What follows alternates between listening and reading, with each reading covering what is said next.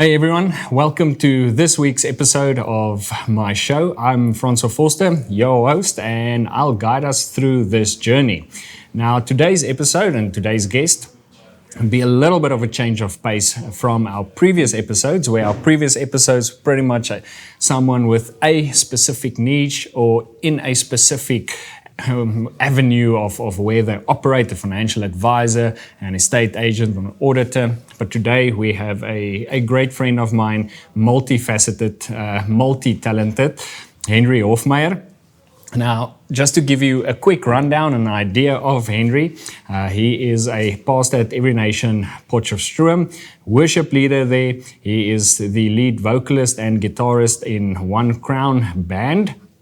He also operated and ran a very successful fuel station here in Potchefstroom. He is currently directly involved and owner of 5 Atlantic trailer franchises in the greater South Africa. He was a former owner of a roof sealing business, and we'll delve into that a little bit more later on. He is also father to 4 beautiful children. He is the husband of a ultra marathon running wife. So he's got his hands full. And then obviously where our worlds collide, he's also involved in property. He's in various instances. We specifically touch on long-term rentals, Airbnbs, and things like that. So let's welcome to the show, Hendri. Francois, thank you so much. It is an honor for me to be here. I'm really excited about the next 2 hours to delve into some of these things that we're going to be speaking about. And thank you for inviting me. It's really an honor and a privilege to speak to you today. Awesome. So it's great to have you here. And then obviously just for our the visual audience, I'd like to start with the elephant in the room. Obviously, the guys that's listening only to the audio on Spotify or wherever won't see it, but I implore you to just go and have a look at the YouTube video. But that being your beard. Now, you've been sporting this magnificent beard for quite a few years. We probably know each other for, I would think, 20 years, but that time you were still in high school. How did the beard start? Does it have a name? What is the story? How did it come about? Francois, so yeah, we've known each other a long time. When you first met me, I wouldn't have had a beard, but I think for the last 15 years I've had this beard, and there's a couple of reasons. I think the first reason for the beard is I have a remarkably short chin. Right, so it kind of disguises the shortness of my chin. And then the thing is, I met my wife about 15 years ago, and when I met her, I had a beard. So I'm really worried if I take this thing off, she's just gonna say, I don't know this man in front of me. My children have obviously never seen me without a beard, so I'm really worried about the trauma it will cause if I do get rid of it. So I think this is probably me for life. I enjoy having a beard. It is it sometimes feels like it gives me a little bit of extra manliness when I need it. So yeah, I enjoy having a beard. It doesn't have a name though, but it is a part of my look and who I am, and I really enjoy having it. Yeah, that's awesome.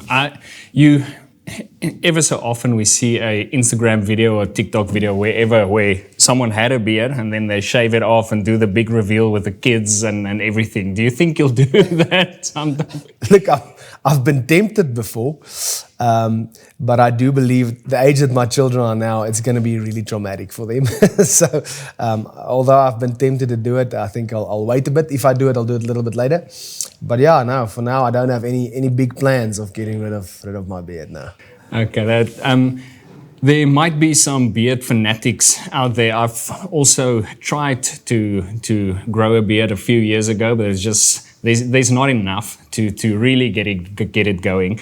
But do you have like specific routines or specific products that you swear by that works for you? Fortunately, I used to have a lot of different beard oils and balms and stuff that I used. To be honest with you, the last 5 years or so, I've let all of that go. I do routinely wash my beard on a daily basis, and that's pretty much what I do. I don't really use any balms or anything anymore. There's a couple of great products out there that really does I think soften and smoothen and whatever you want, but there's nothing that'll make it grow faster. There's a lot of different stories out there that if you mix this with that and if you apply it at night, something magical will happen. But I don't believe that's true. I think it's genes. It's just what it is, and then patience. I think many guys do have the genes for it, but they get to a certain stage where it really irritates them. And my advice would be just stick through that 2 weeks of irritation, and then you'll feel all right. Now it's going again. So it's getting through that initial irritation part and just being patient. Yeah. Awesome. I would like to then now segue to the things we're actually going to talk about, and we're going to talk a lot about today about business principles. For many years, I've been really an admirer of you and how you conduct your businesses. Every time we speak, I walk away with new revelations regarding my own business and just how to think of it and different ideas and how to be objective, keep perspective of what's really important. And I remember, as you say, we've known each other for a long time, and I met you when you were in high school. And as we went through that process, there were many instances where you were involved in business from a young age. Can you, before we delve deep into how did you get involved into business and just learn your trade? Yeah, so I've been very fortunate in my life. I grew up in a family that were business people, entrepreneurs, and that has really given me a completely different way of looking at things. I remember at school, I always wondered why are we learning some of these things. I mean, and to be honest with you, I'm still at that place where I think sometimes we spend so much time on learning the biology of a butterfly. I'm never going to use that again. But children get out of school and they've got no idea how to run a business. They've got no work ethic. They've got no vision or dream. How can I build my own business? And I think that's something that's kind of missing in our schooling system. But to get back to my own journey, I grew up in a house where we had businesses. And I grew up knowing that I had a responsibility in that business from a young age. I remember school holidays, mine looked different than the rest of my friends. My afternoons look different. I would go home or not go home, go to my parents' business, and I would have tasks that I had to do along with my homework. And in the moments, I sometimes felt like, yes, this is hectic. But today, looking back at it, I'm so thankful for it because it just shaped my mind towards being entrepreneurial and trying to see gaps and trying to create something out of nothing. And that's something that I'm really thankful for. I grew up in that. So that's how I got into business. We had a family business, and every holiday, every afternoon, I would work in that. I remember when I studied, it felt like I was a part-time student because it sometimes felt like I was full-time working and studying. But it was always part of my responsibility. I remember my parents said that they would gladly pay for my studies, but I had to work it off. And today I'm grateful for that. You referred now to your afternoons and things like that. Is there something that you will, if there's young people watching this and they high school age, a message that you can maybe just direct to them regarding just thoughts on just do something, whatever that might be, or So I think the big thing that I'm trying to teach my own children, and the message that I would want to send out there is that the world doesn't owe me anything. I think we live in a world now where people feel entitled. The government will take care of me, or the world owes me something. But the bottom line is, the world doesn't owe you anything. In fact, I'm here, and I owe the world something. God has given me different ways of thinking, different talents, different visions, and I need to use that in order to serve my community. The community is not going to serve me. That's not the way it works. This world is not going to serve me. I am here to make a difference if I can. So I think it's if I can say something, it is get your mind around the fact that to get somewhere, you're going to have to do the hard work. Nothing in life comes for free. Nothing that's worth having will ever come easy. If it was easy, everybody would have done it, you know. And I think that's the important thing for us is as we approach the dreams that we have in our hearts, know that it's going to come with a decent amount of hard work, but that makes it worthwhile. That makes it a joy.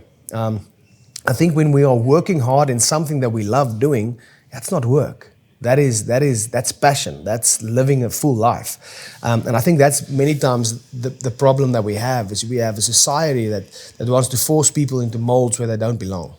You know, we have society that wants to force people into doing certain things. And I want to encourage every person looking that hey, find something that you're passionate about. And if you do the stuff that you're passionate about, you're not going to work much. You're going to be busy. There's going to be hard days. But it's not going to be work. It's going to be, wow, I enjoy what I do. I enjoy working hard in my business. I enjoy working hard in ministry because I know I've been called for that.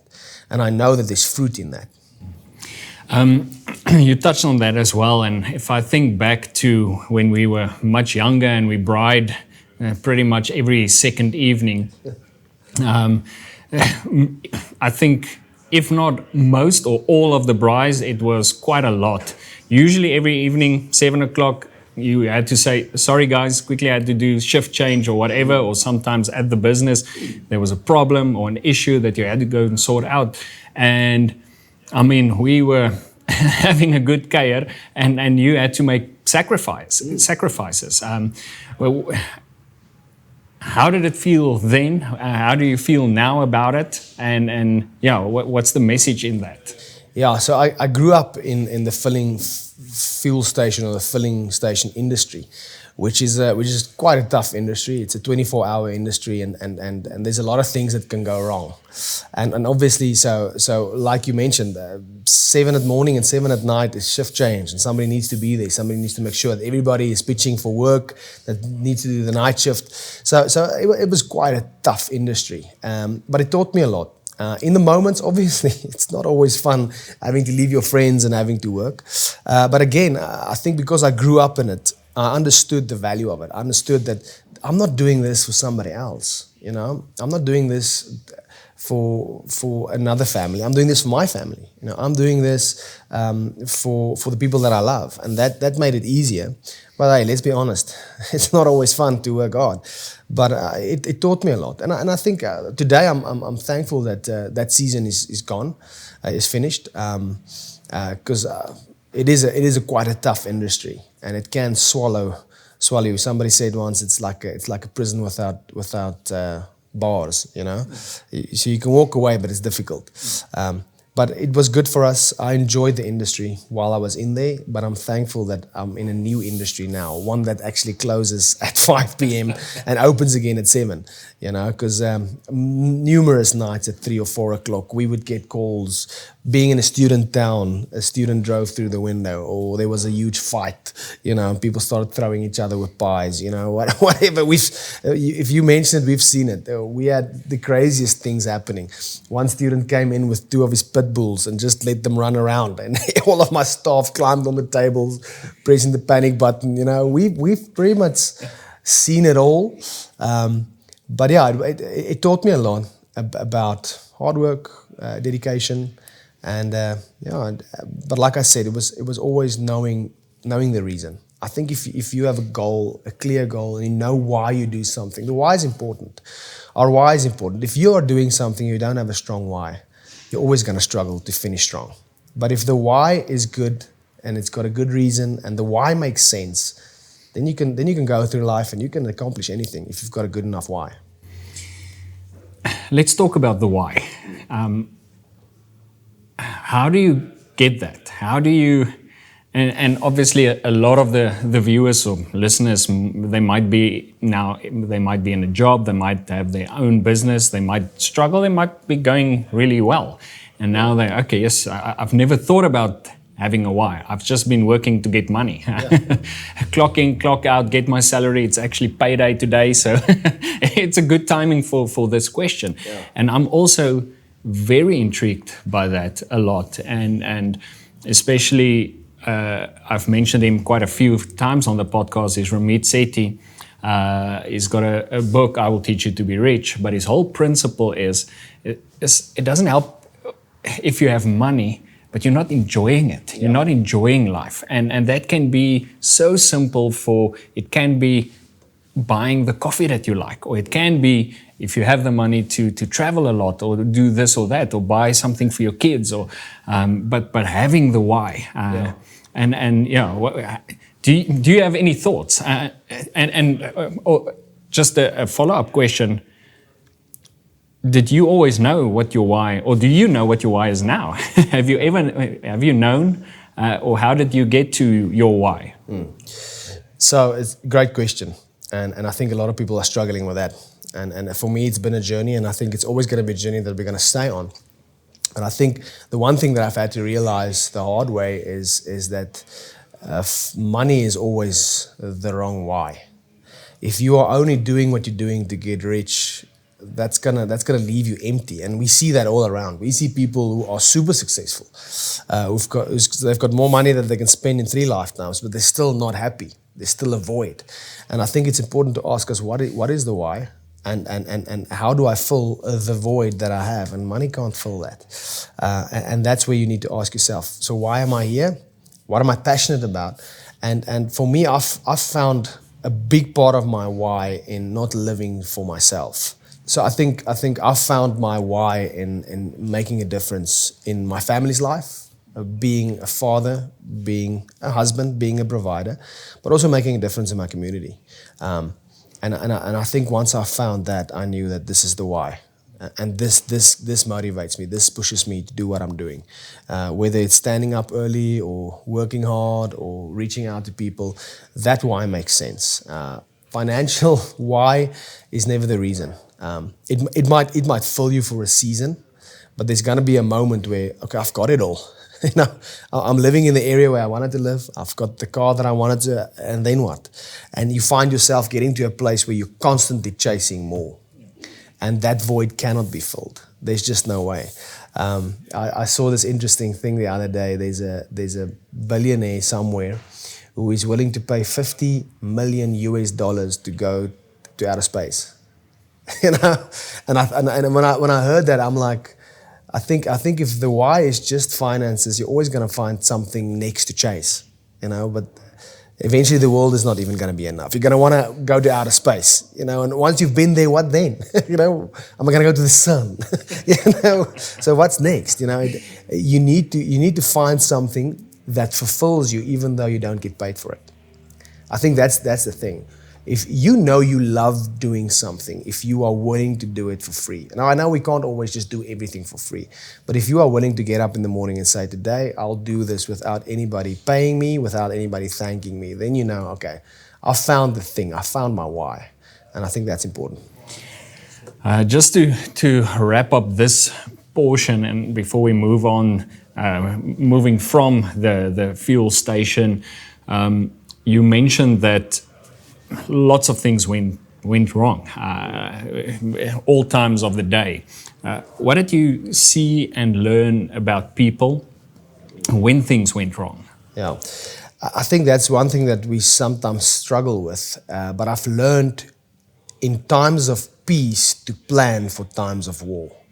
And I think that's one thing that we sometimes struggle with, because let's be honest, if everything is going well, the last thing I want to do is plan for seasons where things do go wrong, and it's sometimes difficult. But what I've seen is you can have the greatest relationship with your staff, but the moment things go wrong, everybody's always going to fend for themselves.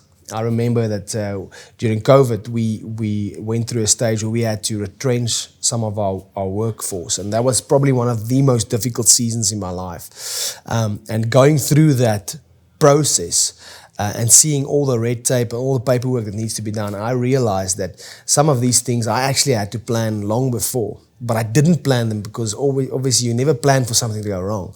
But it's important to make sure that you've got your ducks in a row. Make sure that the people that work for you has got everything that's needed legally. They've got decent contracts. They've got unemployment. They've got pension funds. The more those things are in place, the easier you can go through seasons where things don't go the way you hoped they would go. And I think that's many times something that I struggled with, because if everything's going well, you kind of just keep on running. But you need to understand that in business, that's life, that's business.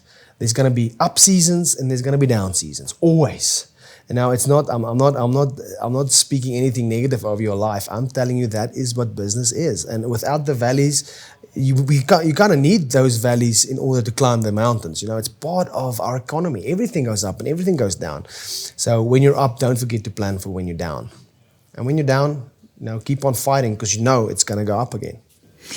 Me being an attorney, we see that so often. And yesterday I was involved in conversations with people that's knee-deep involved in solar and things like that. And all the discussions, all the things we see is just people do things, they make decisions, they start a business, they install solar panels, but without doing any homework whatsoever. And it's just the same principle in different facets. It's just paperwork's not in order, contracts is not in order, we didn't do the relevant research, we don't want to pay someone to assist us with our labor, whatever the case might be, to make sure these things are in place. And then, as you say, when things are tough, or when a worker decides, or employee decides to take you to the CCMA, whatever the situation, then if those things are not in order, you've got trouble. And to keep them in order is actually so simple, but I think we like the nice things of business, but we don't want to delve into the admin and the logistics and things like that. So Henri, I just want to make the change up now from you told us your starting out story, becoming involved with the family business, fueling station, things like that, and just maybe speak to, it was an established business that you came into, learned your stuff, and then while you were busy with that, you started out the new business. And as I remember it, and I could be wrong, it was first your brother that actually had a trailer. He moved down to Cape Town, and you bought the trailer from him and started a business. And if I look at that business now, I hope he kept some shares in that trailer and didn't sell it outright to you. But tell us about that and that journey. Yeah, I think so. I grew up in an established business that was already a success when I started to be involved, and my main mission was to make sure that I try my best to keep it a success. But I always had this thing on the inside of me that said that I'd like to do my own thing. You know, I would like to start something that I know that I started this. You know, and so you're correct. My brother had a big trailer, and when he moved, I said I'll buy it from him, and I started renting it out. Well, I thought I was going to rent it out, but with any startup, it was a very, very slow start. I remember buying this trailer and having the idea that I'm going to rent this thing out every single day. And I remember the first 2 weeks went by without a single inquiry, you know, and that was kind of nerve-wracking. But then I remember the first day that somebody actually came and we did our first rental. Even though I wasn't this big successful business, the joy I had out of that one rental, you know, was almost like, wow, okay, so there's potential. You know, there's something. I know it's not big, I know it's not momentum yet, but there is something happening. And then just being patient and seeing, right, it was once every 2 weeks, then once a week, then once every 3 days, and before I knew it, the business was starting to go, and I had to buy some more trailers. Started slow. That business was built very organically over a period of 7 years, and today it is a fully fledged business that we've been able to franchise, and we've got a couple of franchises at different locations in the country. So it's really grown. But also just understanding that sometimes when you start something, it's not going to be an immediate success. You know, everything. If you want success in life, you're going to have to learn the art of being patient. and sticking to your guns and not jumping ship too soon. There's this thing that says it takes 1,000 days before you really know if a business is going to be successful or not. Unfortunately, not everybody has the luxury to wait out the 1,000 days, but it is. I've truly seen that at all the branches that we've opened. The moment you hit 1,000 days, then you know, okay, now there's momentum. You can really see there's momentum and the business is running. So yeah, it's been a journey. I learned a lot about being patient, and if you've got a dream, sticking to the dream, even though the first couple of months might not look the way you wished it would look. If you stick to it. If you give a good product at a good price with good service, there's always going to be gap. You said now that the first 2 weeks you didn't have one rental, and I recently, pretty much a year ago, started my own firm, and there's lots of people that they must take that step, or they started a new business, or they might have started their own attorney firm now, or whatever the case might be, or you have to take the loop. You might be sitting in a job and you want to start something on the side, but you've got all this uncertainty. Should you do it? How do you do it? How can you be certain it's going to work? What emotions did you feel in that time? How did you get through that? Yeah, I think one of the important things that I had to wrestle with was that if it was easy, everybody would have done it, you know. And I said that earlier. Nothing that's worth having comes without some sort of faith, patience, and then action. I've spoken to a lot of people, and they've got the greatest plan. And they've got the greatest dream. And I honestly think that their plan will really work. I've sat with people, I'm like, especially in ministry, I've sat with businessmen, and they're working for a company and they want to start their own thing, and they really have a brilliant business plan. This thing will work. I'll invest in this. But for some reason, they never start. They never take that first step. And if you're not going to be willing to take the first step, you can't expect something to happen if you don't do it. You know, many people sit and wait for the right time. There's never going to be a right time to start a business. I promise you. If you're going to wait for the right time, you're going to wait till it's too late. You know, the graveyard is filled with great plans, you know, and great ideas. But somewhere you need to say, listen, it's not perfect yet. The timing is not perfect. The finances is not perfect. I don't have it all figured out. But you need to say, okay, I'm just going to climb out of this boat and I'm going to give it a go, you know, and there's clever ways to do that. I think if there's a business passion that's brewing on the inside of you and you are still working for a company, hey, guess what you're going to start doing with your Saturdays? You know, instead of resting, start working on your business. Start seeing if you can't get it up and running while you're still working for the company that you're working for, and trust and work hard to see, because there's going to be that space where, okay, now it's viable. But it's always going to be a leap of faith. It's always going to be trusting, working hard, and saying, "Okay, I'm going to go for it." Because if you don't step out, if you don't do it, nobody else is going to do it for you. And just a connection I see now, and that might also be the fruit of you having to work when you were younger at school, being able to, in your own downtime, get something else going as well. Where most of us, especially me, if I don't want to do something on my Saturday, I've got this dream, I've got this passion, I want to start something, a side hustle or whatever the case might be. But Saturdays and Sundays I want to lie on the couch and watch rugby or whatever it is. And just maybe that realization that it's going to take work, it's going to take sacrifice. You've spoken now about the 1,000 days. And I've heard that concept as well. I want to tick that off with my own firm when I'm going to get there.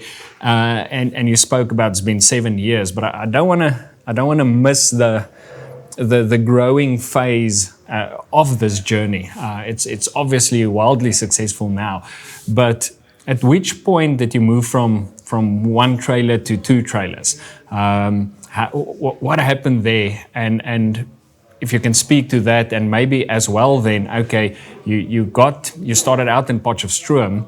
When did you make the leap to a different town, or I don't know when the franchising part of that started? what brought about that switch over as well? Yeah. So, like I mentioned before, that business really grew very organically. So I made a decision to really reinvest as much as I can. So I absolutely only took out of the business that was really, really necessary. And everything else, all the other meat or fat on the bone, I plowed back into the business to make sure that it had the potential to grow. Many times we can outdraw or our own business, and we take away the growth potential. So yeah, I remember just organically growing. As more customers came, I needed more stock, and as I got more finances, I just plowed it back into the business. Up until a stage where a great friend of mine said he was moving to Cape Town, and at that stage our Potch branch was pretty much at the 1,000 days where I knew, okay, this is a business model that can work. And when he went there, I said, listen, I'll invest, you operate, and let's do a profit share. And after his first, let's say, 1,000 days, I knew that this is something that doesn't only work here, but it also works in a completely different area of the country, completely different lifestyle, different economy, and then realizing that, wow, I wanna see if we can't go to Johannesburg, because that is still a strong financial area in our life and in our country. And again, I've got family living there, and I approached them and I said, listen, I'll do the investment, you do the operations, and let's see how it works. And again, the why was always, and is still till this day, that I don't just want to put down a company that's going to make money for me, but I want to create something that creates income for people that I know. So everywhere we've put down branches, it's either been somebody that I knew, or a family member, or somebody that I knew needed an opportunity, or I could give them an opportunity. And that for me is the why. Honestly, if I don't have the right person, I will never open a new branch. For me, the model is I need the person first. I don't care about the area. I don't care about the site. The person comes first. Because if you've got the right person on your team, you can do anything. People is the most important commodity in any business, and sometimes we forget that. I rent out a piece of equipment, but that's not the most important part of that business. The most important part of that business is the person that's working there. And if that person doesn't feel like they contributing to something and don't understand that they're actually working for themselves, that's why I've never employed managers. I've always looked at a model where how can we split the profits, and that has been our model. And it's been successful because people feel like, hey, I'm working for myself. They've got a good why. Again, we're coming back to that why. If the why for the person that's managing your business is only getting a salary, you're gonna struggle. You're gonna have to motivate that guy every single day. But if that person can come in knowing that, wow, I'm building something for me and my family, I'm getting a part of the profits. The why is good, and they've got a good reason to wake up and then also to make sure that your company characteristics is to not just make money, but to make a difference in the community.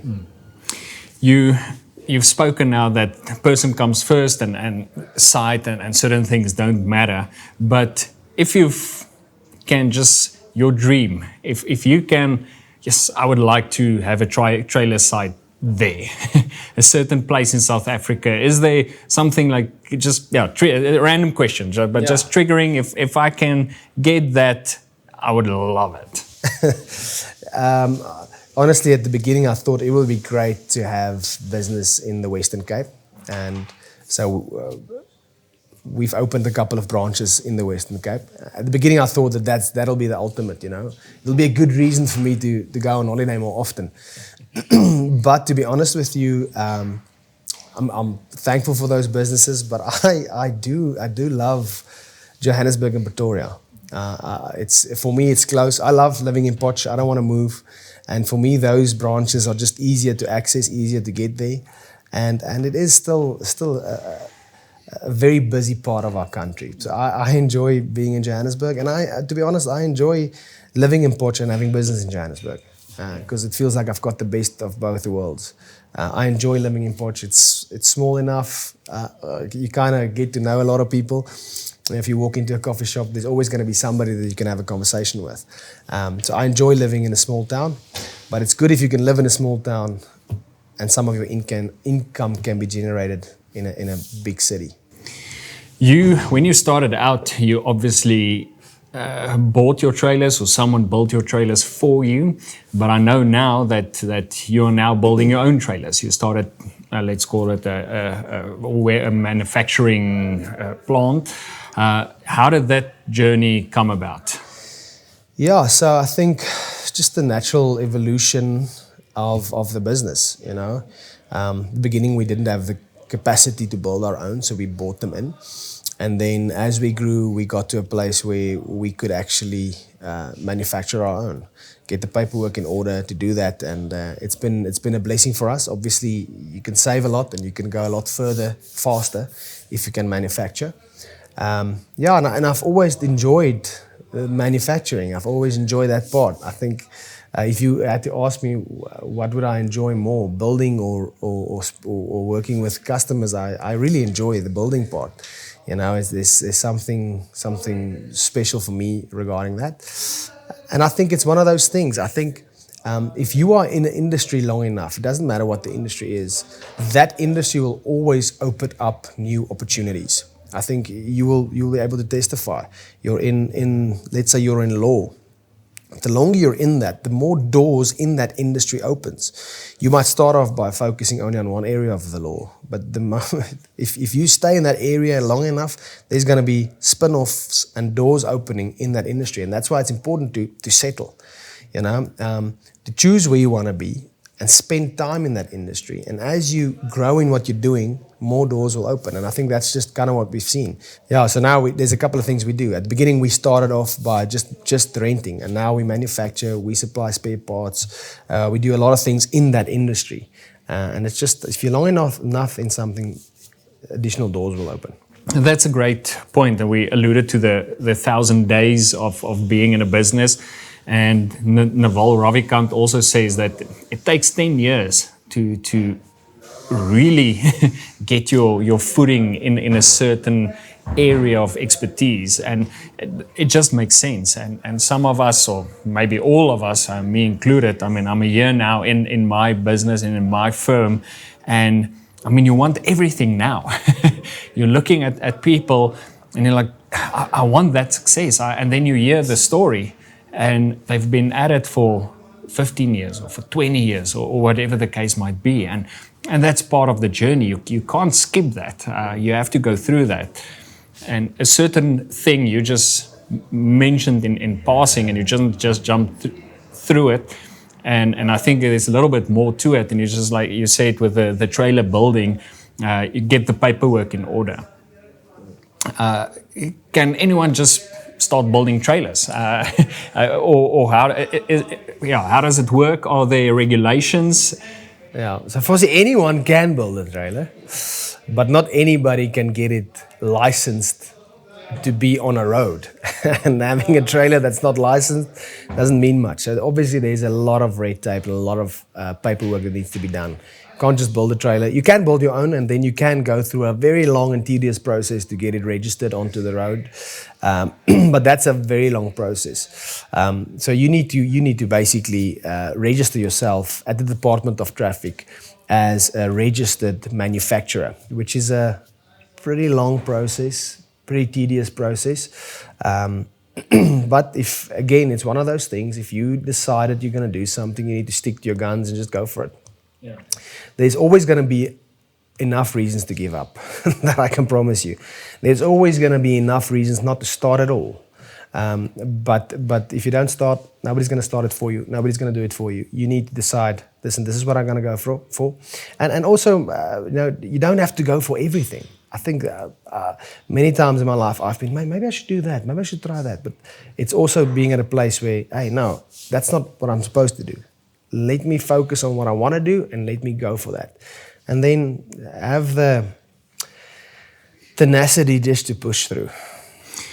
I would assume, and I know of a few, being your attorney, we've dealt with a few problems, but I would assume in 7 years you've seen a few things with people renting your trailers, and I don't want to miss this opportunity of stories. What has happened to some of your trailers? What have you seen the best and worst in people? Yeah. So yeah, obviously in business, you're always going to see funny things. I mentioned before with the garage, I saw a lot of funny things. In the trailer business, the same. I had a guy once phone me. He rented a cattle trailer. Now, that's a big trailer. The thing weighs about 1.5 tons. It's double axle. It's a big piece of machinery or equipment that you are pulling behind your vehicle. And he rented it to go to Johannesburg. And he gets to Joburg and he phones me and he's like, I don't know how to tell you this, but when I stopped here, I realized the trailer is gone. And I'm like, did you not realize while you were driving, while you were pulling 1.5 tons behind you, all of a sudden my bucky's got more power, you know? Did you not realize somewhere that something happened? And he said, no, he doesn't have a clue where it happened. I said, do you ever look in your rearview mirror, bro? I mean, how do you drive? So I've seen crazy things. And I said, listen, you need to go back because, I mean, that is a nightmare situation. It's 1.5 tons of steel that somehow got loose on the highway. You know, that thing could have hit anybody or anything. You know, you need to go back and you need to see. And thankfully, it just hit a tree by the side of the road and it was a complete write-off. And yeah, so I've seen crazy things. I think, again, in that situation, it's important to make sure that you've got your paperwork in order. We have insurance on all of our trailers because you can imagine that situation. Not having insurance can be a massive issue. So, yeah, we've just decided, even though the insurance premium in our game is really expensive because it's a high-risk environment, we've just decided that's the way that we need to go. And so thankfully, my insurance could cover that. But we've seen a lot of things. In our industry, you know, if somebody rents something from you, they don't really care about it. So I've had people come to me and say, listen, I'm only gonna load like a Mini Cooper on the back. Then 3 hours later, he passes you with a tractor on the back. I'm like, bro, you know. so you see a lot of things, but it's part of the game. I think every sport has got its injuries, you know, and there's not one single easy industry. Every single one of the stuff that you're gonna go for has got its own things, and it's important. I remember when I was just in the fuel industry and looking at other industries and thinking that would be so much easier. And then once you get into that other industry, you're like, man, this is also tough, you know. So every single thing that you're gonna do in life is gonna have its ups and its downs, and you need to just decide which ones you're gonna go through, and then when you're in it, just mitigate and work through it. Maybe we can just take a moment here, and probably most of the viewers or listeners will rent a trailer at some time in their lives. And when someone rents a trailer from you, where does the liability lie? You say now, if someone rents something, I mean, they just use it as they wish. With our roads having potholes, things like that, where does your responsibility end? And the person renting your trailer, where does his responsibility begin? Yeah, I would just want to let everybody that's ever going to rent anything take a moment and try and read the fine print. You know, there's fine print for a reason. In our industry and in the car rental industry, the fine print kind of means that the moment you drive out of this premises with it, it's your responsibility, 100%. If something gets damaged, it's your responsibility. And unfortunately, with where we are now with our roads, we do have a lot of damages, you know, potholes everywhere. It's a daily occurrence that people write off tires or rims gets damaged. And then sometimes it's a shock when they come back and they're like, hey, I hit a pothole, I broke a tire, here's the trailer. I'm like, no, that's not really how it works. You're going to have to pay for this. No, but it wasn't my fault. It was the roads that's bad. I'm like, I didn't pull it, you know. So it's important to understand that there's going to be a liability if you damage something, and it's important for people to know that in advance. And I think for us, it's been a journey of really, even before we rent it out, to to tell people beforehand, you need to understand, this is what you're signing up for. If people know beforehand what they're signing up for, it's much easier to sort out the mess afterwards. But if they are unaware, then it becomes difficult. So over communication in our industry is better. We spoke quite a lot now about just delving into a specific niche, a specific market, and your business evolving organically. But a year or two ago, you decided to to dip your toes in another avenue, in a roof sealing business. And I'm just going to tee you up with that. How did it go? What did you learn? What did you see? Yeah. So I learned that not everything we're going to try and do in life is always going to work out the way we want it. So I was at a season where I know the importance of being at a place where you diversify. And I thought that it'll be a good diversification for us to go into the roof sealing industry, which within the first year and a half of doing that, I decided to get out of that industry completely. Not because we didn't have a good product or a good company. I think all of that was well. It was just too far removed from my original industry. So I've learned a lot about diversification in that season. I think it's important to diversify our business models, but it's important to stay in the same lane. I'm always thinking of a farmer. If a farmer's got a farm, he's going to diversify, but in farming. He might add different crops or add something, a different kind of animal that he's farming with, but he won't all of a sudden decide he's gonna start being a mechanic, because those two worlds are just too far apart. And that's what I realized. Now the rental industry and the roof sealing industry are really far apart, and I got to a place where I knew that I was going to get burned out if I wanted to do both of these things. And that's one of those things. Sometimes in life you need to know where to draw the line, and that's difficult sometimes. But I knew that we can make this a success, and it was successful. But I just knew that if I continue on this road, it's going to be so much. It's going to take so much effort. And if I take that same amount of effort and I just realign it into the industry that I'm already in, diversify within the rental industry, I could be so much more successful. So we are dreaming of within our companies that we have, all the premises that we have, to diversify into different things that we're renting out, maybe a tool hire or something like that. So that's diversification, but within the same business model. And I think that's what I learned through that. And also knowing that, there's not one season of failure that is a waste. If there's going to be seasons where we fail. There's going to be seasons where we try something and it doesn't work. There's this concept of failing forward. I failed, but I've learned so much that I've actually moved forward. And you need to decide how you're going to fail. You can fail backwards and look at your life and say, that was a mess, I'm useless, I'm never going to pursue anything again. Or you can fail forward and say, okay, it didn't work out the way I wanted, but what did I learn? What can I take out of this? And sometimes the stuff that you take out of a failure, the things you learn out of failure, is worth more than anything else any school could ever teach you. So I think that's the bottom line. Is we can choose how we fail, and if we have to fail forward. Write it down. What did I learn? Okay, this is what I learned through this process.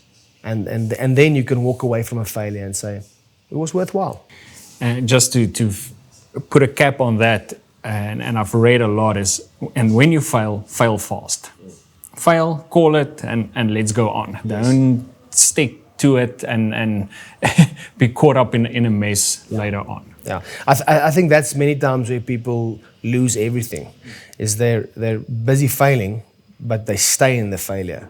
And even though that business, you can see that everything shows that this thing is not going to make it. Sometimes it's better to call it and just say, okay, let's just draw the line in the sand. Before we get too far down this. So being able to say, to know when to call it and to say, okay, we've tried. High five each other, me and my business partner, we had a moment, we said, well done, we tried, we gave it a go. We said at the beginning, we're going to give it X amount of time. If we're not there in that X amount of time, we're going to call it. And it's difficult to stick to that, But we were at a place where we said, we're going to give it 2 full years. If in 2 years we're not at a certain place, we need to call it. And that's what we did. Something you mentioned, Henry, was with the trailer business, you just kept reinvesting back into it. And another good friend of mine, we have chats regularly about business and how to operate your business. And he's got a business where he rents out a few spaces where small businesses rent from him and they operate their business from there, whatever these businesses might be. And he has a big problem with just people not paying rent. They're paying themselves first, and if and when there's enough money left over, they see if they can pay rent. And it just, these two just made sense for me, where people think that you can pay yourself first, and then whatever is left over goes to the business, or goes to the rent, or goes for the furtherance of the business. But it actually should be other way around. It's all about the business, because the business will look after you. You have to take care of the business. Part of that would be rent or whatever the case might be. And I would assume with your spaces, wherever the trailers are, you're paying rent. And then you pay yourself last. Yeah, I think, and that's sometimes a difficult tension. Because obviously you get into business with one of the main goals, definitely to take care of your family and to supply for your needs. But the bottom line is you need to be in the back of the line when it comes to payments, and whatever the business generates. Firstly, obviously it needs to cover the overheads. And the moment you stop covering overheads, you are definitely going in the wrong direction, because the overheads won't go away. You can't just ignore them and hope that they miraculously just disappear. And obviously, a business, the way you operate it is important. The moment you get a stigma around your business that these guys don't pay their bills, you're going to struggle to get space after that. It's funny how fast your bad reputation can run ahead of you. So I think it's important. You've got to be in the back of the line when it comes to payments. And taking something out of the business. First, the business needs to pay whatever is owed. You don't want to be in a place where the list of people that you owe money becomes so long that you feel overwhelmed by it. And that can happen quickly, but it's important to have your priorities straight. I need to pay the rent first. That's just one of those difficult things sometimes, but it needs to be done. Now, we're going to get into the part of the conversation now where our two worlds really overlap, and that's property. And I've been involved in a few of your property transactions, buying and selling, and I would like to first discuss a little bit residential property, buying and selling of it, and then we're going to look at rental properties. But residential property, you've bought, you've sold, and I just want to have a look at being a consumer. We've had some experts now on the podcast in the property realm, an estate agent, but you are and you've been just a buyer of a property, a seller of a property. What did you see and learn from that in those experiences, and which one do you prefer? Do you prefer to be a buyer? Do you prefer to be a seller? So I would say that I prefer to be a buyer. It's just a much more exciting time when you are acquiring something new rather than selling something that used to belong to you. I think, especially when it comes to residential, selling a house that you used to live in is sometimes difficult. You've got memories there, especially if your small children were born into that home. It's sometimes for me difficult to sell, but selling is part of it. You can't necessarily always buy without selling. But if you ask me which one I prefer more, I think I prefer the buying part more, because it's just an exciting time. We're looking for a new space where I am going to raise my children, where we are going to build new dreams and new memories. So I prefer the buying, definitely. Are there, in those scenarios, things that you wish someone told you sooner? I get comments on especially TikTok quite a lot where people say, listen, I bought this property or I sold this property or I had this engagement with an estate agent and I just wish someone told me sooner. Do you have examples of that? I do have a couple. So we've been fortunate to have bought 3 residential properties. So we've moved quite a lot in the last couple of years, but we've gone through the process a couple of times. And there's a couple of things that I've learned along the way, and stuff that I wish I knew beforehand. I think one of the things that really stood out for me is don't be ashamed or afraid to go back and go back and go back again after you've viewed a place that you want to buy. Don't feel like you are going to be a nuisance to the owner or the estate agent. Listen, in my opinion, estate agents get paid a lot, so you can give them a run around a bit. But I've just learned that sometimes it's good to go back a 3rd and a 4th time before making your final decision. Listen, this is going to be a place where it's probably going to be one of the biggest investments of your life. You're probably going to stay there for an extended period of time. And it's important to make sure that you know that the place that I'm going to buy is a place that I really want to live in. I've got a good example. We looked at a piece of property just outside of town, beautiful home, a little small holding. And the first time we went, everything looked amazing and we loved it. And we loved it so much that we said we wanted to go back a second time. And the second time we went back, we even loved it more. And we started thinking, okay, how are we going to afford this, starting to get our ducks in a row. And we said, listen, let's just go one last time. We went the 3rd time. The wind was blowing from a different direction than the previous time. And we could definitely get the smell of a pig farm that was about 1 kilometer away. And the moment we opened the door, my little daughter started gagging. She couldn't take the smell. And in that moment, I knew that we cannot buy this property. I cannot have a child that's gagging the whole day if the wind blows the wrong way. And we would have completely missed that if we only went once. So I want to encourage people to go and go again and check if the toilets are flushing. And I bought the place a while back, and once we moved in, I realized that these toilets don't flush. So go and flush the toilets. Walk around. Make sure you know what you are buying, because it's. I mean, if you want to buy a car, you're going to test drive it. You're going to see how it works. You're going to maybe spend an extended period of time in that. How much more shouldn't you just spend some time in the house before you just make an offer? Walk around, take half an hour, and make sure it ticks the boxes that you want it to be ticked. That's a great point. And I'm reminded of when my wife and we bought our property and we didn't know anything.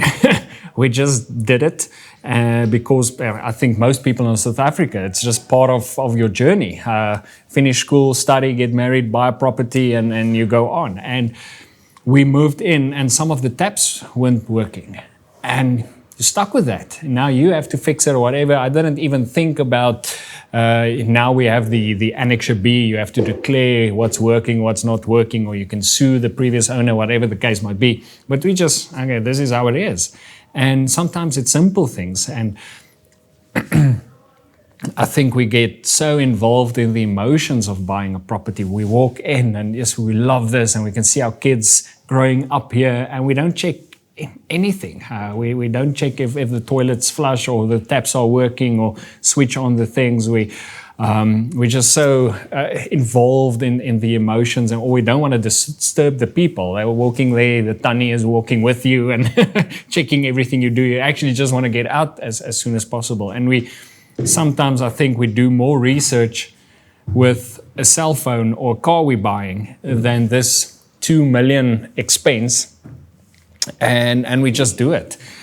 So I think that is such a good principle. I've never even thought about it. Just go twice, go 3 times, go and check it again.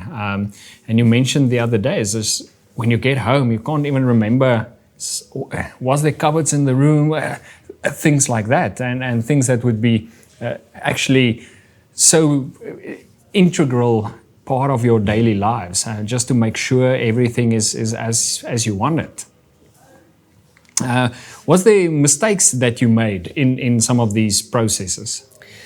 I think obviously there's always going to be mistakes when you buy a property. I think it's important to understand that the perfect place doesn't exist, and there's always going to be certain things that you wish were different or that doesn't work the way you want it. But I do believe that if you do your homework beforehand, you can mitigate that and take it down to a minimum. I think what's important as you go into the season of buying a property, it's important to understand that buying a house or buying a property that you're going to live in, it's a process, and you need to start the process long before you start viewing houses. I think that's the one thing that I learned, and I think one of the mistakes that I made. I think there was a season where we wanted to buy a property for my in-laws or my wife's name, and to be honest with you, she's amazing and she's got a successful business, but she doesn't even own a credit card. She's never had a cell phone contract on her name, and we wanted to buy it through her name, and the bank just said, listen, this woman doesn't exist on our system, and I realized there that you can miss a great deal because you weren't prepared beforehand. If you are going to go into a season wanting to buy a property, you need to decide 6 months in advance, I'm going to start getting my ducks in a row. I'm going to make sure that I'm working on my credit record. You don't need to have a lot of debt on your name. Just start buying something on your credit card and paying your credit card regularly, and to make sure that when you get to the bank, they look at you and say, yeah, this is a person that we can trust is going to be able to pay something back. That's a brilliant point. And I think preparation for people that wants to buy is exceptionally important, and I try to give as much information freely away on all of our platforms regarding this, because people are not prepared credit, and obviously when you get to the bank, they're going to look at your credit score, and it doesn't mean you have debt, as you say. It's just buy on your credit card, pay it off, or whatever the case might be. Be smart about it. But you have to exist in the bank's eyes. And the better you look for the bank, the better bond you're going to get, interest rate you're going to get. And that's as well for costs. There's going to be costs when you buy and you sell. So if you know in 6 months or a year, I'm going on a little bit of a TED talk here, but you're going to buy, you're going to sell, just make sure you know what it's going to be, you know what it's going to cost. Be prepared for it. You might have to pay a deposit because maybe you won't get 100% bond. Don't be surprised by that. You're wanting this house, now you don't get 100% bond, and you miss the opportunity, as you say. Rather be prepared. It's just so wise. I remember one of your properties that you sold. I can't remember the exact details, but there was some sort of record sale in a certain amount of hours. What happened? How quick did it sell? What was the story there? So the previous house that we owned, we had renovated it and we'd really made it nice and we enjoyed living there. And then the property that we're living in now came onto the market, and that was an ideal property for us because it gave us the opportunity to start an additional business of renting out short-term rentals like Airbnb. And so we really wanted this new property, but that meant that we had to sell our property first because obviously we didn't have the money to do both. And so we put our house on the market, and 13 hours later we had a cash offer and it sold like over a weekend. So we're really thankful for that. But I also learned there that it's important to have people that you can trust to facilitate the selling of your house. I went to a guy that I really trust that understands the market, and I said, listen, I need to sell this place fast. What do you think would be the best price that we can get? And he made me a price that he gave an amount that I thought I'd be happy with that. I know I can get more if I have more time, but in this case I don't have more time, so I'll be willing to settle for that. And it sold in very fast. So I'm thankful for that. And it's one of those things. Like I mentioned before, sometimes if you want to get something new, you're gonna have to sell something old, and that's sometimes a tension. But if you have the right people in your corner that can advise you through it, you can get a good price and sell it pretty fast. You said now you spoke to someone you trust. Do you refer to an estate agent? And Did you use an estate agent, and what's your thoughts on that? Yes, I used an estate agent. I went to the principal of the agency, who was also a friend of mine. I said, listen, I need you to assist me here because I want to get the best possible price at the fastest possible time. Now, there's a tension there. And he said, listen, I think if you can aim for that, you'll get that and it'll be done within the next 48 hours. And that was kind of like what I went for. So I used an estate agent. Listen, using an estate agent can sometimes be difficult, but the bottom line is if you get somebody that you can trust, that you can work with, that you can be open with, transparent with, then estate agents can really help with the process. That's a very good principle. You spoke about you renovated the house, and me knowing you quite a few years, you've always been involved in renovations and always fixing something at the property, or not even fixing, but redoing the whole roof or whatever the case might be. Is it a passion? Is it a hobby?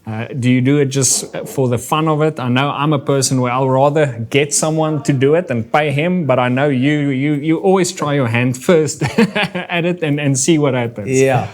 No, so I gotta tell you that I really enjoy the process of renovating a place. I enjoy that.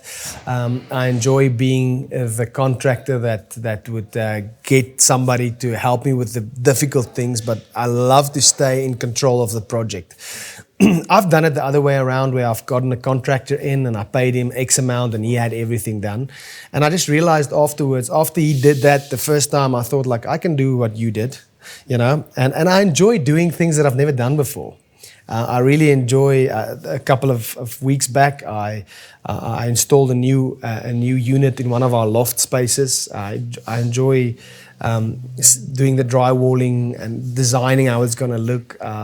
I did the plumbing, everything, which wasn't that much fun. But now I know I can do it. I made a couple of mistakes, but now I know how it works. So I enjoy learning new things, and I won't necessarily do that at somebody else's place, you know, but when it's my own property, I feel I have the freedom to make a mistake and to try again.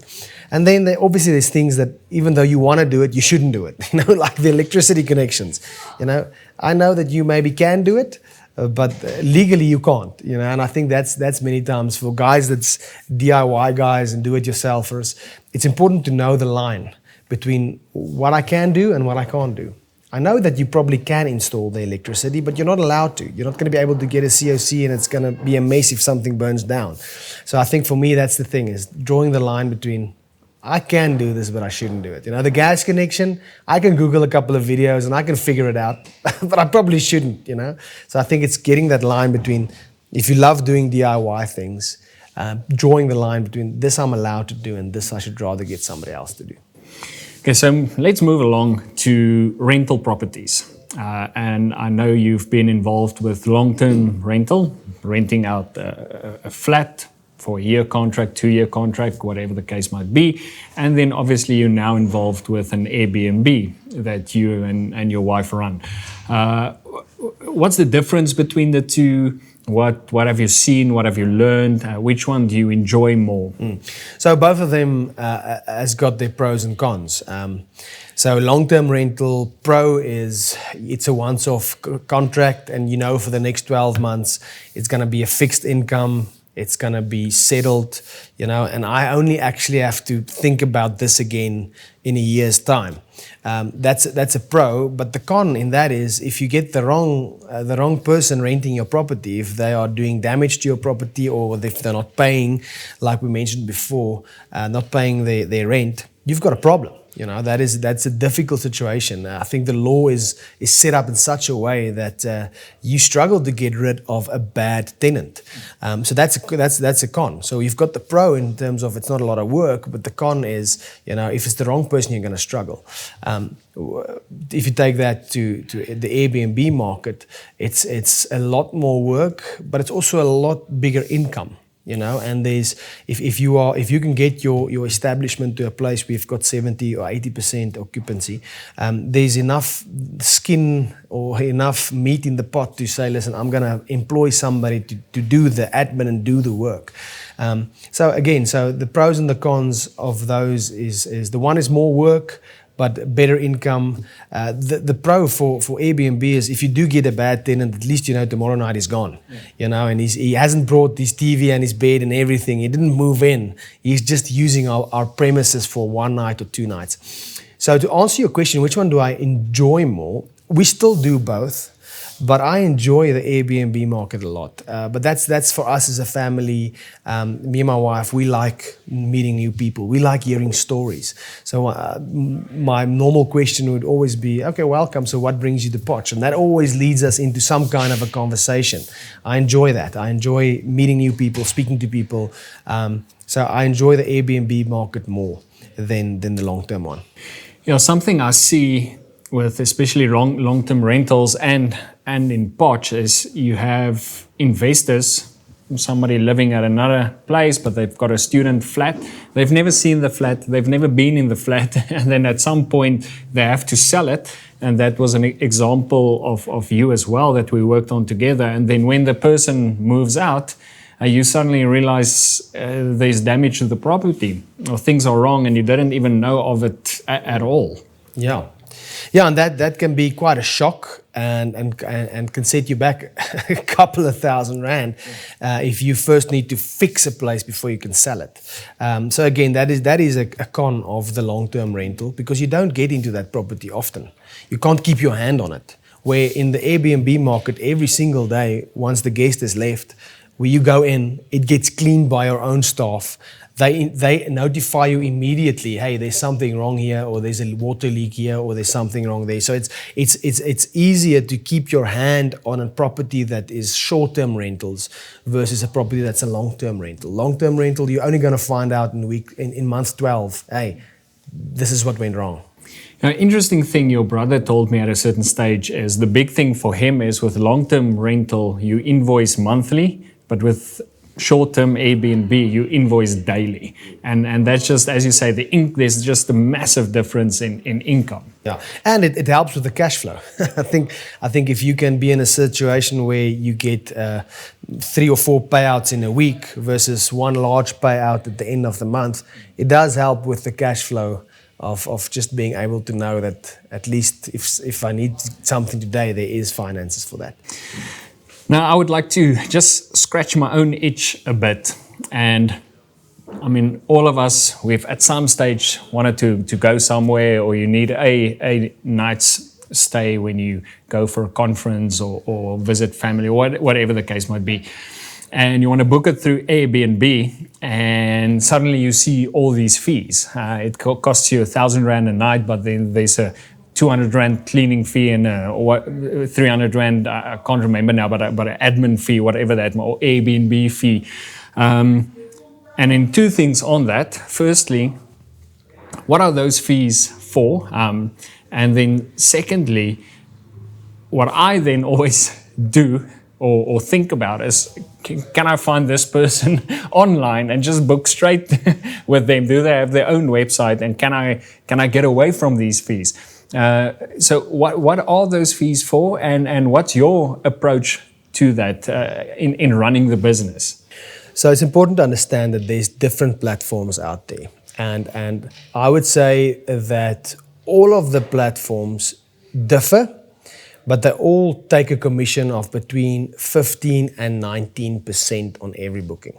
So you mentioned specifically Airbnb. Airbnb has got an option where you see the base night rate, let's say that's R500, and then it's every owner's own discretion whether they want to charge a cleaning fee. We don't charge a cleaning fee. It's included in the one price that we give. Because I always feel a little bit hard done by when I thought it was going to be 500 and now all of a sudden it's 700. So our setup on Airbnb is in such a way that there's only one amount. The additional amount that Airbnb charges, that's their commission amount, and we don't have anything to do with that. Obviously, yes, I do believe that if you do phone the owner of the property directly, you can most probably book directly with that owner, and it might be cheaper, I don't know. That depends. But for us, we have made a decision that we are not going to do direct rentals. we only use the platforms. The reason why we only use the platforms is that is a way for us to ensure that we don't have double bookings. The moment you start taking too much ownership of the whole process, you need to organize everything. And that has just taken us to a business model that we need to, it's no longer a passive income. You know, if you do that and you do all the work yourself, you do the bookings, you make sure that everything runs smoothly, you speak to the client directly and send them all the rules and regulations and invoices and everything, that becomes a full-time business. Then that's no longer, for us the heart was always, we have the property, we want to be as a passive income. And that's why we use the platforms. So if somebody phones us and says, listen, can we book directly? We just send them back to the platform. You can use either Lekkerslaap or Booking.com or Knightsbridge or Airbnb, but we run it all through the platforms to make sure that there's no double bookings. Is a random question now, do these speak to each other? How do they ensure there's not a double booking? Yes. So no, they don't speak to each other, and that is a mess. And but there is solutions for that. So we use a company by the name of Knightsbridge, and what they do is they link to all of your platforms. And the moment I get a booking, let's say on Booking.com, it pulls through to my Knightsbridge account, and my Knightsbridge account takes it off of all the other platforms. And that is the difficult part of this industry. If you don't have a platform that does that for you, you need to do it yourself. But let's be honest, sometimes bookings comes through in the middle of the night. You've got a guy, he needs to go to Potch tomorrow and he forgot to book a place. He's going to do it at 2 a.m. in the morning. If I'm not awake at 2 a.m. in the morning to take it off of the platform, and there's another guy at 3 a.m. in the morning, you're going to have a double booking. So that obviously costs an amount, and that's an admin fee that we are willing to pay, because there's a system that runs it for us, and the system is quite good. We haven't had any issues yet. And that helps us to really make sure that we organize the business and operate it well. I think I'm seeing a thread coming through all the different parts we've spoken about up until now, that you can try to do these things on your own. You can try to wing it. You can try to not all have the correct things in place, to not use the systems and things that's there for you to use. Yes, it's going to cost a bit, but it just makes it better. It makes whatever you do in your business better, stronger, better for the customer or the client or whoever that might be. And it's not always just about the profit and how much. Obviously, you can most probably put more per rental in your pocket if you do it yourself, but it's just actually stupid. Yeah, I think it depends on who you are and what your goal is. I think if your core business is just operating an Airbnb business and you've got the time, then you can do it. As you mentioned in the beginning, for some reason, my life is diversified into many different areas. From being in full-time ministry, where about 70% of my time goes, to having a trailer rental business, having the Airbnb businesses, and doing a lot of ministry things on the side. I'm at a place in my life where my most scarce commodity is time. And my most valuable thing that I have in my day is time. And that's why I've gone to a place where, in all the businesses that I've pursued, I try to get to a place where I can free my time as much as possible. And those systems that we have in place with Airbnb and Booking.com and Knightsbridge has taken us to a place we've got more time. It costs us something, but the little bit that it costs me is worth more to me in the time that I get back, so that I can do the things that I feel I must do with my life, so that I can be in ministry and do those things that I believe I'm called to do. That's great that you touch on that. James Clear of Atomic Habits, he also asks the question constantly, what are you optimizing for?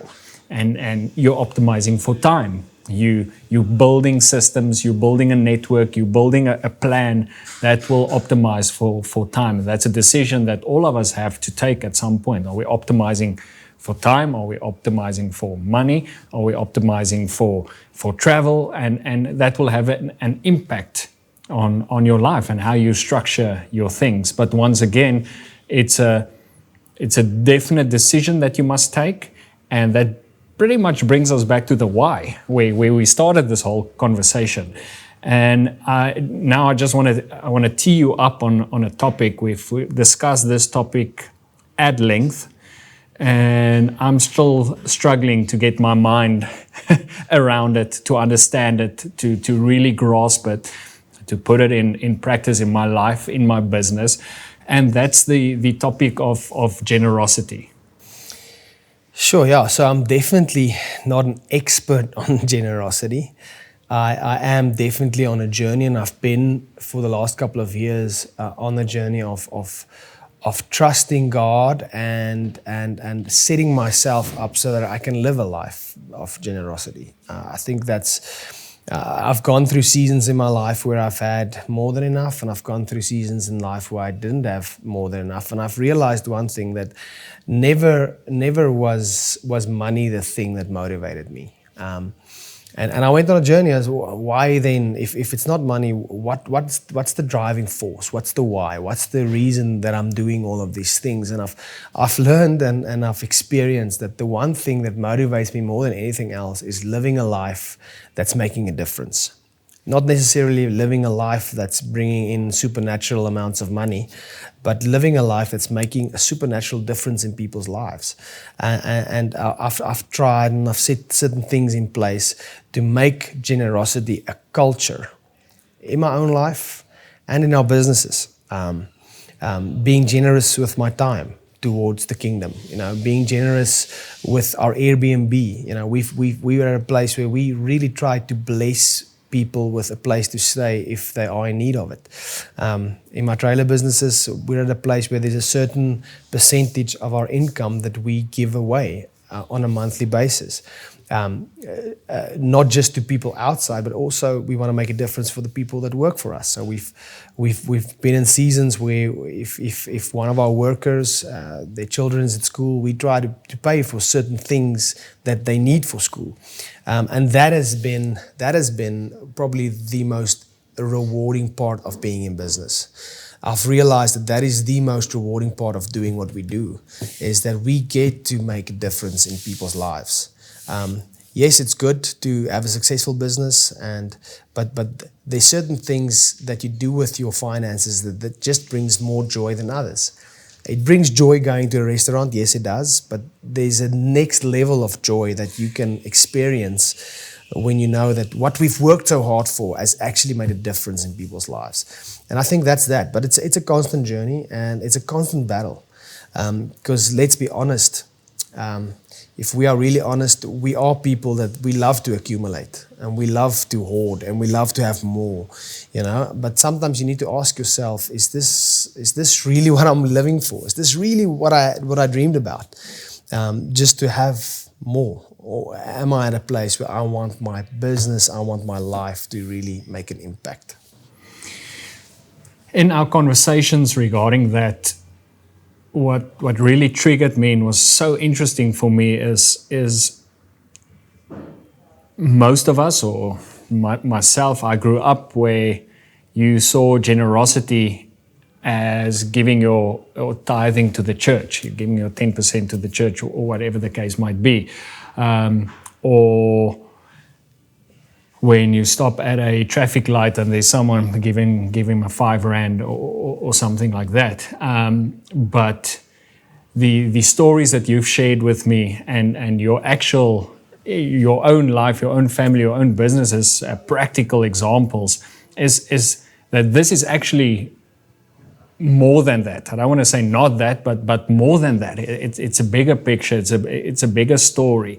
Can you maybe, for the people listening, share some of those practical examples of what this means? And I want to use an example. Yeah, rather. Yeah. So I understand what you're saying, and I think many times we think of generosity as giving finances or giving some of our money away, but understanding that each and every one of us are gifted in a different area, and you've got something to give, whether it is knowledge. I mean, let's take you for instance. You're a lawyer, and you've got knowledge. It costs you a lot of money to get that knowledge, and you use that knowledge to generate an income. But being generous with your knowledge can mean here's a lady that's going through a divorce, and she's clearly being bullied because her ex-husband has got this great lawyer. You can say, listen, a part of my generosity is I'm not going to charge this lady. I'm going to share what I have with her. I'm going to share some of this knowledge. In my case, many times I've just felt in my heart that I cannot charge this person for this trailer because they're going through a difficult season and they're going to do something and they need to move out immediately because something went wrong. And it is in those moments where I don't necessarily need to give you money, but what I can share some of my resources with you without charging you for it. At our Airbnb, we've had the same things. We've had people come in and stay 1 or 2 nights, and we just feel like saying, listen, you guys can stay an extra 2 nights. Don't worry about paying for it because you're going through something difficult. And I've been on the receiving end of that. I remember a couple of years back, we had a massive accident with our vehicle on our way back from holiday. And we needed a place to stay only for 1 night because we were broken down next to the road and there were people that took us in. And when we wanted to pay the next day, they said, no, we really just want to bless you. And we actually feel that it will be great if you guys can stay an additional 2 nights because we see that you've gone through this massive, difficult thing and maybe you guys should just take a moment, just rest a bit and just regather yourselves after this accident. And we've been on the receiving end of that. And I almost feel like I want to give you something. I want to say thank you. How do I do that? Because it was just such an overwhelming act of generosity that we received. And I realized that sometimes those small acts of generosity, that's the driving force behind what we do. That is the why. That's the why. I can get up in the morning and say, I'm going to work hard because I know it's going to put me in a position where I can bless somebody that really needs this in this moment. And being able to bless them with that is worth more than any amount of money. Knowing that, wow, okay, so we worked hard, but there was something bigger to it. We could really make a difference in somebody's life. What I love about that, and you spoke about blessing people or making a difference with your resources. And I think a lot of us, me included, think that whenever I am rich or whenever I have money, then I'll start giving away. Or whenever I'm properly sorted, then I'll start making a difference or giving money to this or to that organization, whichever case it might be. But this is actually, it's different. It's finding ways in your life currently with what you have and making a difference with that, starting now and actually thinking about it. It's easy to do it when you've got a lot. The challenge is starting when you don't maybe have a lot to give. I think you started off this sentence by saying, when I am rich or when I have enough, I'll start being generous. The question is when? When will you feel like you're rich enough? Maybe you'll say, well, when I earn 10,000 Rand a month, I can guarantee you when you get to 10,000, you're going to move the bar to 20,000. You're always going to move the bar because let's be honest, enough is never enough. Generosity is not about where you are financially. It's a position of your heart. Am I willing to share with what I have? And listen, I'm not speaking out of a place that I've got this, definitely not. For us, it's a constant journey. We are at a place now where me and my wife are looking at where we are and we're saying, listen, can we set a lifestyle cap? Can we say, listen, this is X amount that we're going to use. And the rest, we're going to see if we can't share that or bless somebody with it or do something else with it. Because what we've realized in our life is, we were fine with receiving X.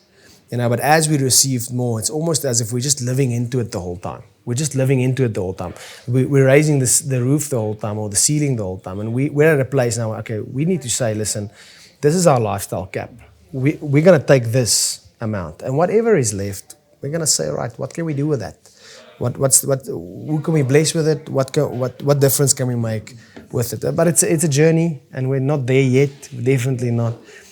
But we are definitely at a place where we're starting to have these conversations. It's so true. My wife works at a corporate, and they get random increases in salary, random times, and usually small.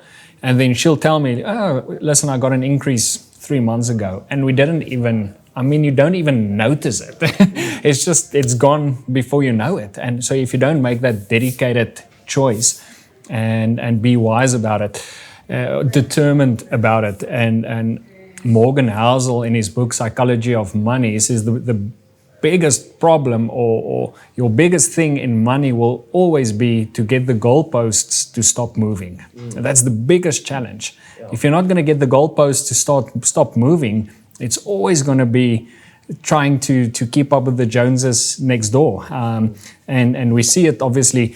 I think Poch is a very interesting microcosm of that, because you stay in the one area, and then we move to the next area, and then you see your neighbor, we move to the next area, and there's always just the goalposts just keep moving, and whatever increase there is, you will live it out. Yeah. And I think the important thing to remember there is that comparison is truly the death of joy. The moment my eyes are fixed on what's happening in my neighbor's yard, I'm missing out on what's happening in my own yard. You know, and I think we had that conversation a while back. There's a massive difference between being wealthy and being rich.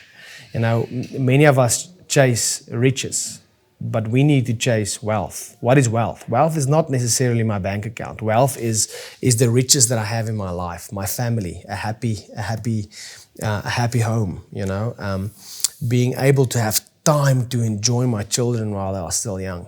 I think unfortunately we're at a place where we chase riches so much that we don't have time to enjoy the true wealth that we have. My true wealth is my family, is the time that I get to spend with them, is the holidays that we get to go on. They might not be overseas, you know, they might not even be at the sea, but at least we go somewhere and we enjoy our time.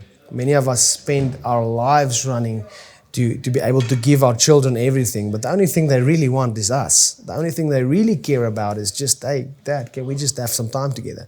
And I think it's important for us to stop sometimes and just reevaluate our lives. Am I chasing riches or am I chasing true wealth? True wealth is not money. It's a life that's worth living. It's a life that is building something, not just physically for the next generation, but also emotionally for them, also spiritually for them, investing in their lives. Henry, most probably my last question on this topic is, I see it with my own kids, and I know the kids of my brother-in-law. They differ a lot. I've got my 2 oldest boys. The one is exactly like me. So when there's someone, we stop at a traffic light, there's someone begging for money, he's immediately, don't give him anything, he's gonna buy drugs.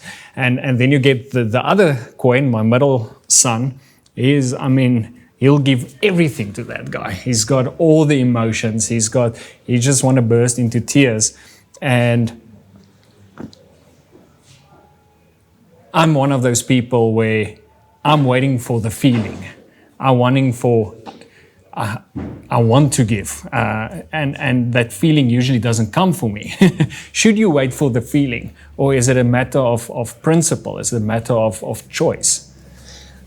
I think most of the things in our lives are a choice.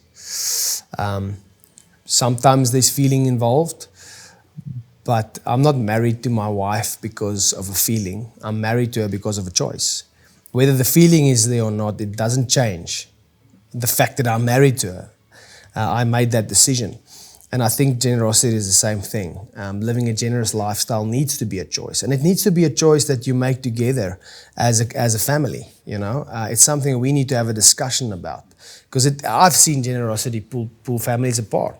because one person is a feeler and they just want to give everything away, and the other person is like, whoa, there's better ways to give. Because let's be honest, there are better ways to give. They sometimes are helping can hurt people, because we don't give in the right way. I'm with your oldest son that sometimes it's better not to give the guy next to the street some money. If you really want to help him, stop, pull your car over and have a conversation. See if you can't help him in other ways, because what he needs is not money. What he needs is a mentor. What he needs is somebody that loves him and would be willing to invest time in his life to find out, why are you here, and what hurt led you to be addicted to certain things. So there's different ways to help people. But I do believe that when it comes to generosity, it's a family value. It's something that you need to, as a family, discuss and say, guys, we're going to make a decision that we're not just going to live for ourselves. And we're going to go on this journey together to see how can we make a difference. And we can't change the whole world. We can't solve every single problem. So maybe we need to redefine and focus our giving. Let's focus. There's this one family that we know, and we're going to journey with them. We're going to spend time with them. We're going to help them. And even if it's just one family, you can't change everything.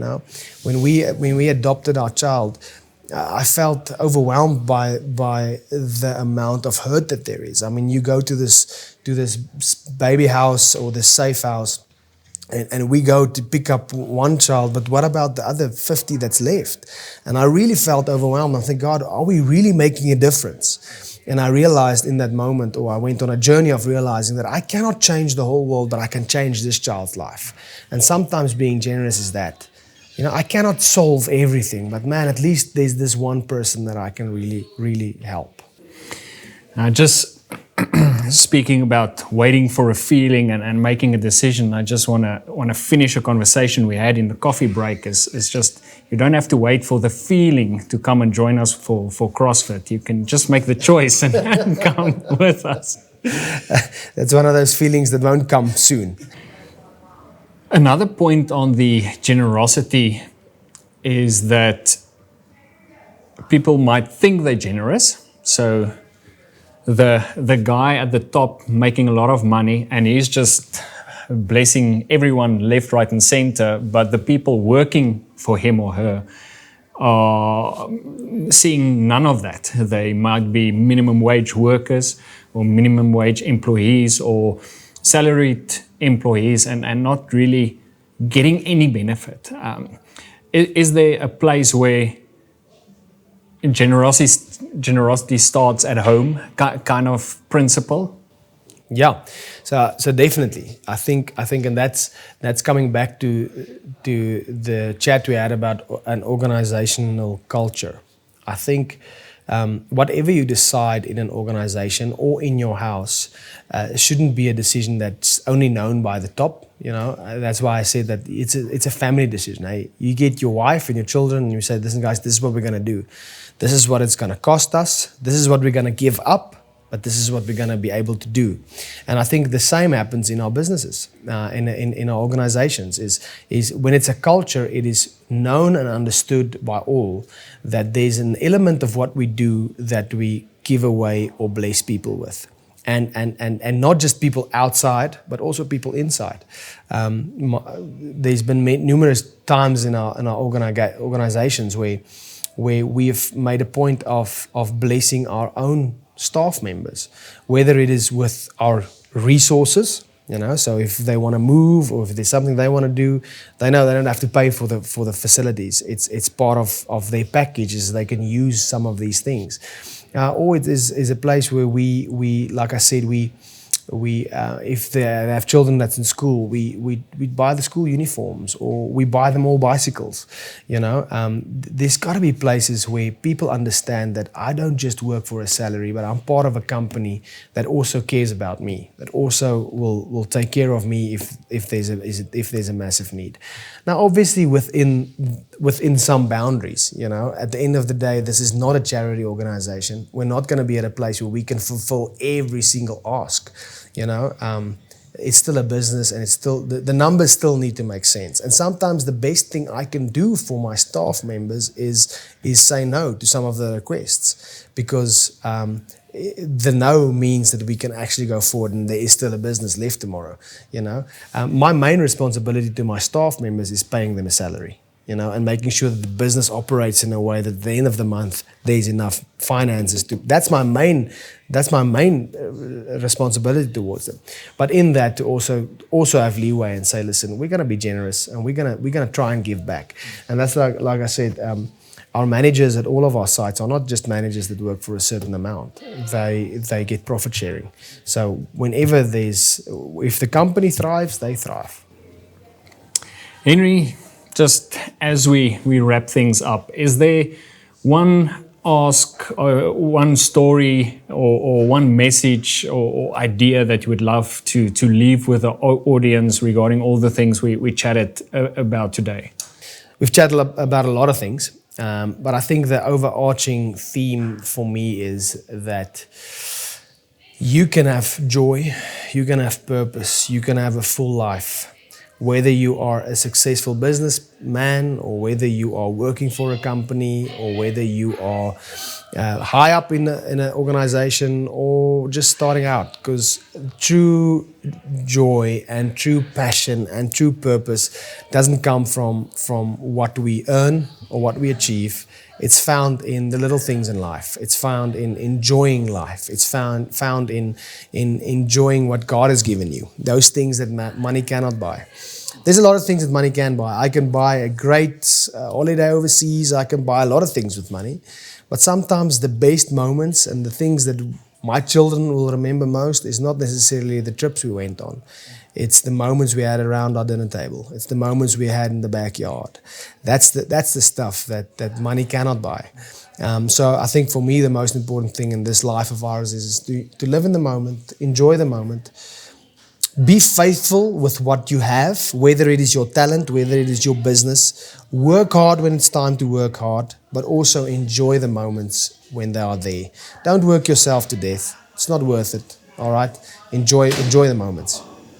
Henri, we've had multiple conversations exactly like this over a cup of coffee. This is the first one we actually had on camera. And it's just interesting and just to hear all the stories again, just to hear the journey. Really thank you for sharing your time with us and yeah, just your journey, whatever, all the things you've seen, experienced. And I think we will most probably have a follow-up conversation again. There's a few other things we would like to explore as well. But I just want to thank you for being generous with your time and your knowledge and your life and experiences. It was really fun having you here. Thank you so much, Fossi. It's always a privilege to have coffee with you, and I value our friendship and I value our time together today. And I hope somebody gets something out of this conversation. I believe so.